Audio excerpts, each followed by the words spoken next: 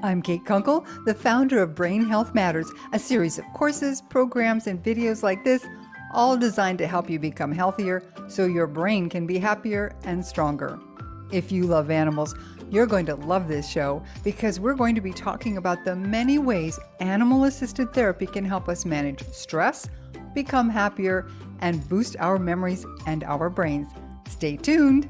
Brain Health Matters is brought to you by Don't Let the Memories Fade. Learn many enjoyable ways to enhance body, mind, and spirit with simple lifestyle changes that will help you improve your memory and your mind. You can create a healthier, more vibrant future with Don't Let the Memories Fade.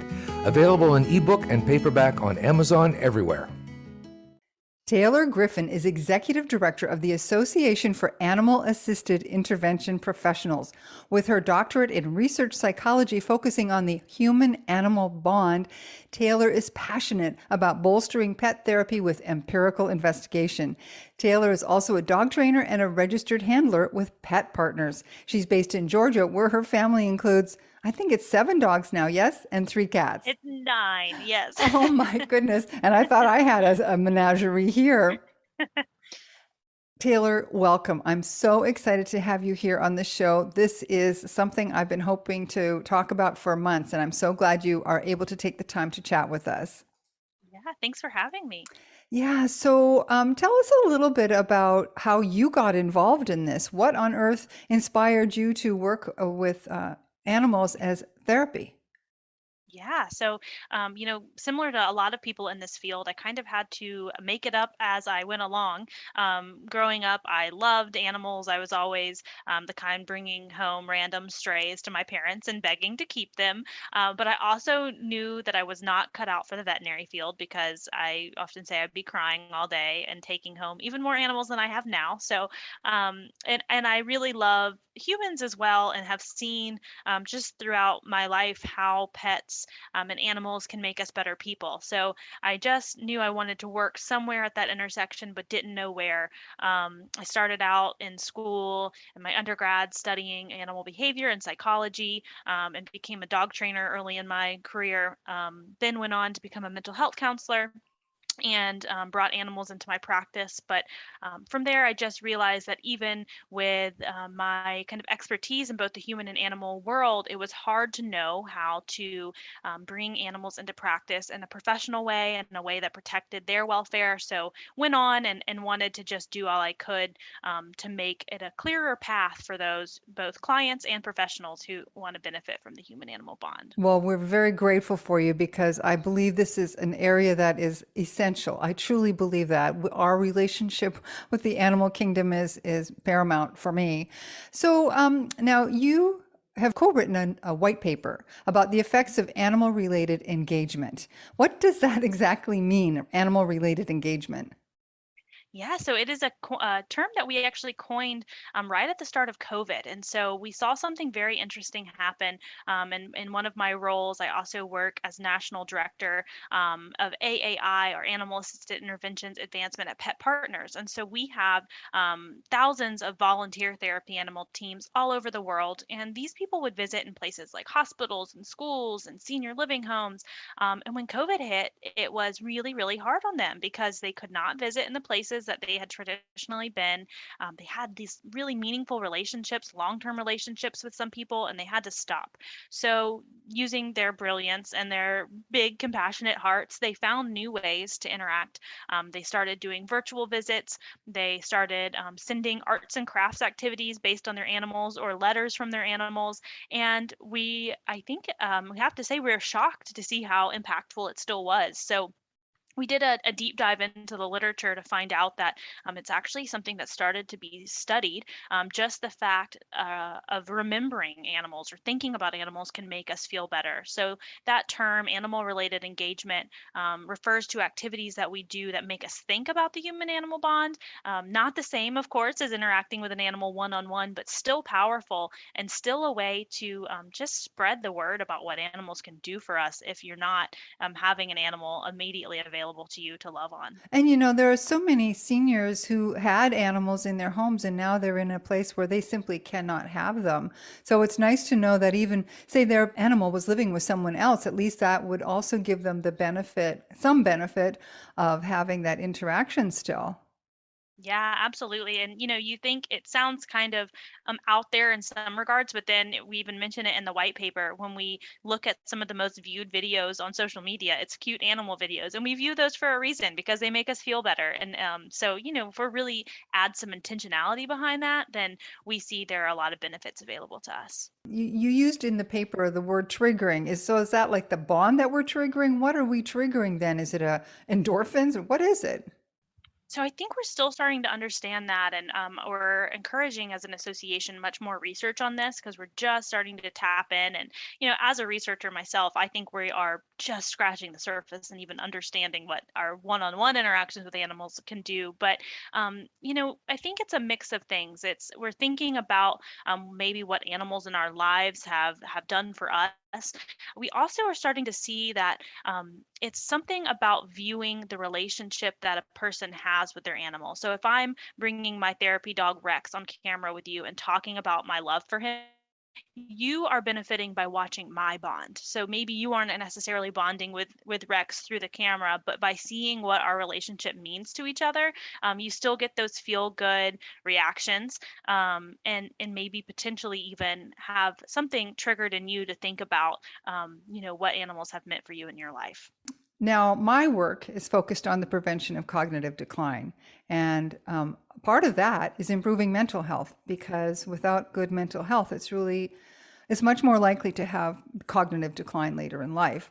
How can pet therapy help with that? There's so much in the research that has talked about how being with therapy animals can assist with mental wellness. And what I love about it is it can help with presenting mental health problems. So there are studies that look at therapy animals for, severe mental health diagnosis and anxiety, depression, you name it. And there is also research to suggest that even if you're saying, I feel pretty good, and you're at a general place of wellness, things like corporate visits where, you come into the room and you don't have any presenting problems, but after interacting with the therapy animals, you still say that you feel better. So we believe there's a protective aspect of it too. In my work as a mental health therapist, I saw an animal's ability to really ground us in the present moment.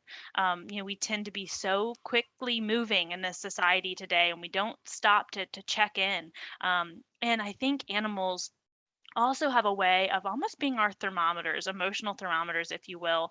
I often say I have a Shih Tzu named Walter, who is a very sensitive guy.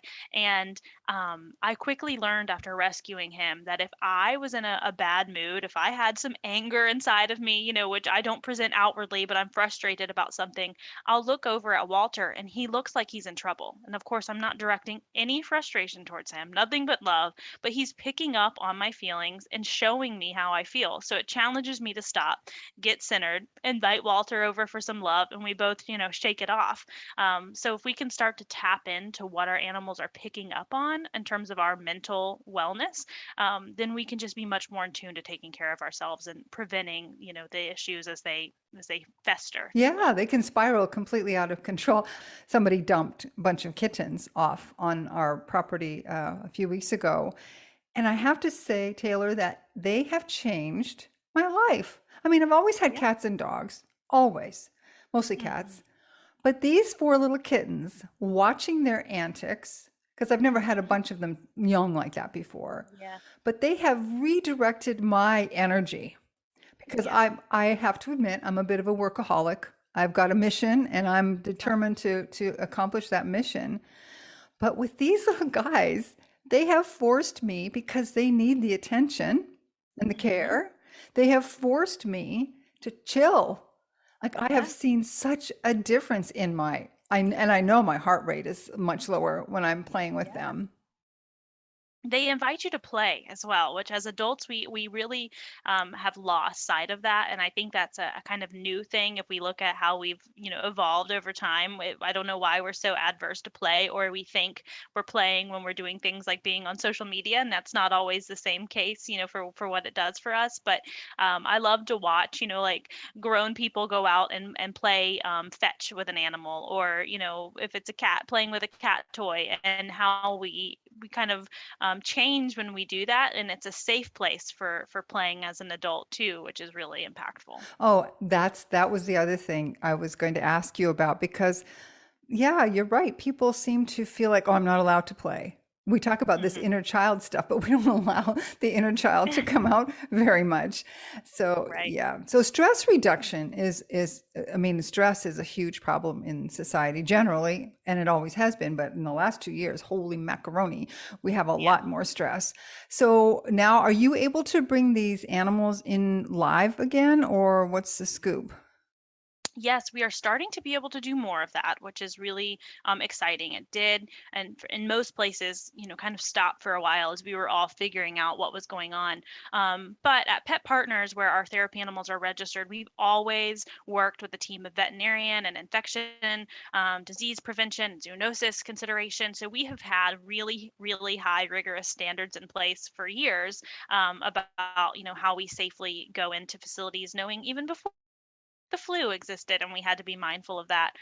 So, fortunately, best practices that are emerging related to COVID specifically already align with what we were doing 10 years ago. And as the medical facilities and care facilities start to realize that, we're able to go back in and be cautious. And it's just being more well received than ever before. People are so hungry for that connection, both our handlers and the people who we're visiting with, and our animals. We joke a lot about how our animals had a really hard time over the last 2 years because they're used to going out and engaging a lot. So it's starting to pick up, and it's I think it's we're going to see kind of an avalanche here, of requests coming in now that we realize it's safe. We'll probably not even be able to keep up with the demand if we're honest. Right. So this is going to help alleviate a lot of these mental health issues because I'm frankly, Taylor, worried about people's mental health. Even though many places are open and things are, getting a little bit back to normal, there's a lot of mental health leftover issues. And I'm hoping that your animals can help. So what else does in-person animal therapy? We've got stress reduction, we have interaction. For somebody who's already suffering cognitive decline, what can these animals do for us? Yes. So again, it's a kind of you hear me say it all the time when we're talking about this work is that we're starting to understand, and we have so much more research to do. But we see a very interesting thing happen with cognitive decline, with memory issues when we have animals around. We see more social interaction and more engagement, and less frustration when animals are around. But anecdotally, I have to say I've been in a place with my therapy dog Ivy. She's a 20-pound, very silly, flirty miniature poodle. And we used to visit in a senior living facility with a special memory impairment section. And she would go with me every week, and there was a person there who could only remember her family members when Ivy was present. There's been another situation where a resident who played piano would not have believed that she could play piano, and then when Ivy came, she would get behind it and start playing. So as a researcher, I can't even imagine what's happening there, the complex things that's being triggered. I think part of it, sometimes we'll see people talk about their childhood pets when they see Ivy, and it brings them back to a place where they can recall some memories. I think part of it is just the relaxed state that people get in. The pets, as we used to call it, like social lubricants, and in some ways that kind of break down our barrier. So we have some research that just talks about the surface level variables, but we also have tons of experiences as an association that talk about things far more complex than we can even describe. So, if we wanted to help someone who is starting down that path, because it doesn't happen all at once, I think of my own mom. It started with little hints where she forgot to turn the stove off and then things Yes. like that. And it just Hmm. got progressively worse. I wonder if having pets around to keep her more engaged might have helped, because that was the other thing. Once they start that decline, they tend to pull away from people because they're embarrassed or afraid that they're going to make mistakes. Yes, yes, those animals are non-judgmental companions. And we also are seeing whether it be someone with cognitive decline or even, we talked about COVID, adults who just had their whole world disrupted. If you have pets around, we are encouraged to stay in a sense of routine. My pets don't let me forget when it's time to feed them. They're very vocal about that, or when they want to go play or go on a walk. So some of that too, when we look at cognitive decline, that routine that animals inspire can be really, really helpful. And just, keeping ourselves in that routine, that's good for our mental wellness. As you were bringing that up, I'm thinking, what if we had a situation where we could have people who are in facilities? Do they ever have pets like live in facilities? Have you seen that? Because I'm thinking it would be such a good thing for people who are starting down that path. They might be in there for other reasons. They might be because they have Right. physical issues. Yeah. Maybe it would help them become more engaged right from the Yeah. beginning, even though they're not necessarily there for cognitive decline.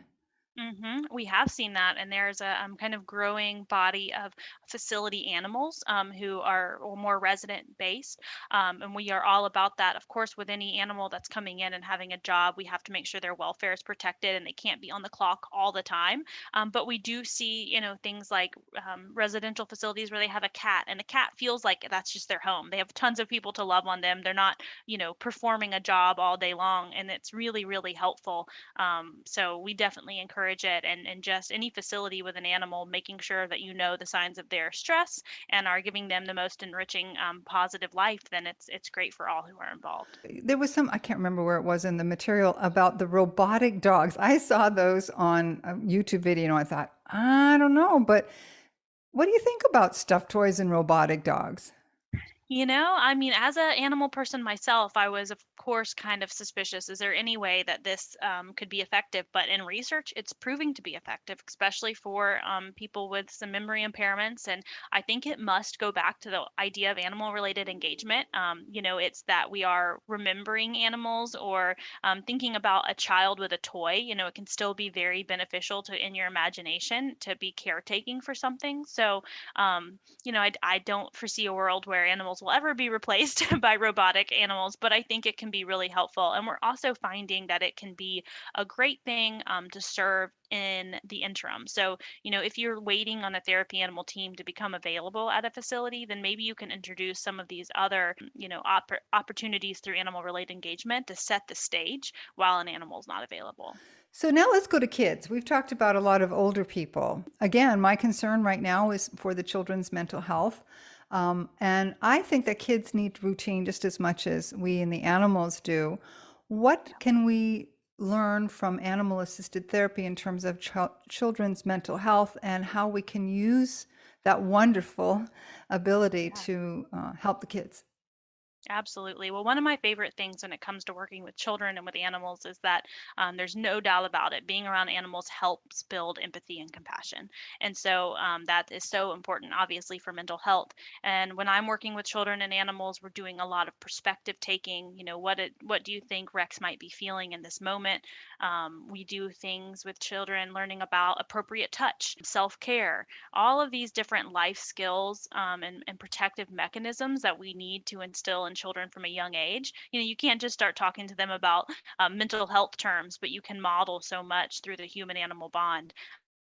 It can be really impactful. Would you have the ability to have animals in schools on a regular basis? Obviously, they have some therapy animals that come in occasionally, but Mhm. I see so many children, their parents just, they can't do it. They just don't Yeah. have the financial or time resources to look Mhm. after animals. Is there a world where we could see that possibility? Yes, and it's a world we're hoping to create through AAAIP by making therapy animals more available in schools and by empowering schools to bring in volunteer therapy animal teams for maybe just a couple hours at a time so that the burden's not always on the staff. But we know the answer is not always for everyone to go out and get a pet. That doesn't work well. Like you said, there are pets are full-time jobs, and unless you have the resources to care for them, then it's probably not a good fit. But animals in schools can help so much with things like bullying, reading. I had a therapy dog named Charlie who would go into the Department of Juvenile Justice, and there were brilliant young people there who were underserved and never invested in, and they would say they can't read. And so we would start to work on reading, and they were reading to this non judgmental, snoring bulldog. And over 6 weeks, their reading and fluency scores went so high that we had to double check our data to make sure that we weren't reading something wrong and measuring the impact. So there's so much. We have a member of our board of directors, Dr. Dan Dooley, who has therapy animals in his school, and he talks about how when there's been an incident and when the child's had some kind of behavioral, display and they get pulled from the classroom, if they're able to interact with the therapy animals, they can return to the classroom so much more quickly because they have grounded themselves much more quickly with the animals available. I have a cousin who teaches grade 6 in the public school system in Canada, and there they are putting kids with learning disabilities and other issues in with the normal population, and that's caused a little bit of a problem for the teachers because you spend all your time dealing with problems and you don't get to spend as much time teaching. So to have that possibility of having the children go somewhere where they could be with these animals, wow, that would be incredible. Yeah, a little decompression. We all need that at times, right? Amen, sister. Yes, we do. So, what can people do to get involved? How can they help? Because you said earlier, we're not going to have enough animals for the need. What can people do to help?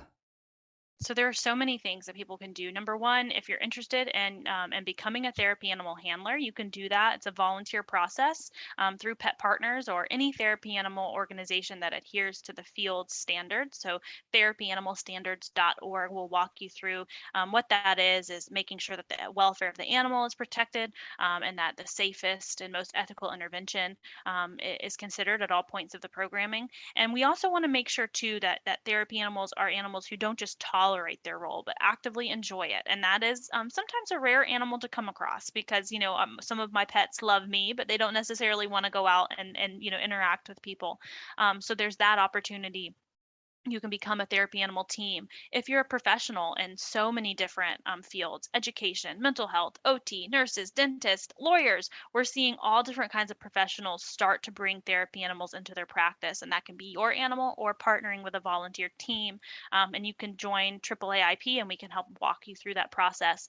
And even if you don't have an animal and you might not be able to do therapy animal interventions yourself, there's a call for advocacy. At Pet Partners, we have a whole program of advocates. And if there's ever an human animal interaction issue in your area, we have eyes out for it and we let you know. We give you model language to talk to people who are in control and empower to help empower the human animal bond. Things like allowing for animals in domestic violence shelters and anywhere else where the issues of pet ownership come up, we help empower you to be an advocate for that. When you said about the therapy animals in your own practice, I have to tell a fun little story. I used to have a cat named Curtis. Curtis was a rescue. He was found in Las Vegas with 200 other cats in a garage in cages. They were all in cages. Many of them had died. Poor little Curtis. He had a lot of issues at first. But when I brought him to Canada and I started teaching harp, I would have him, he was in the house, of course. I would take my students up to the studio, and it was without fail. The students who were struggling or who were particularly nervous, Curtis would come upstairs and plop his body at their feet at the harp. It was incredible. It's like he knew they needed a little comfort, a little distraction, something to make them feel more comfortable. Yes, he helped them get out of their mind and into what they were doing, and it's just amazing how animals don't have to be taught that. We just have to be taught how to listen to what they're telling us. We do need to listen to everybody a little bit better. Taylor, this has been marvelous. Thank you so much for your time, for your information. I'm going to put all of the links that you just mentioned in the show notes so people can get involved. Thanks again, Taylor. Yes, thank you. Thank you so much for joining us for this episode of Brain Health Matters. Be sure to subscribe with your favorite podcast service so that you can get all the latest episodes when they're released.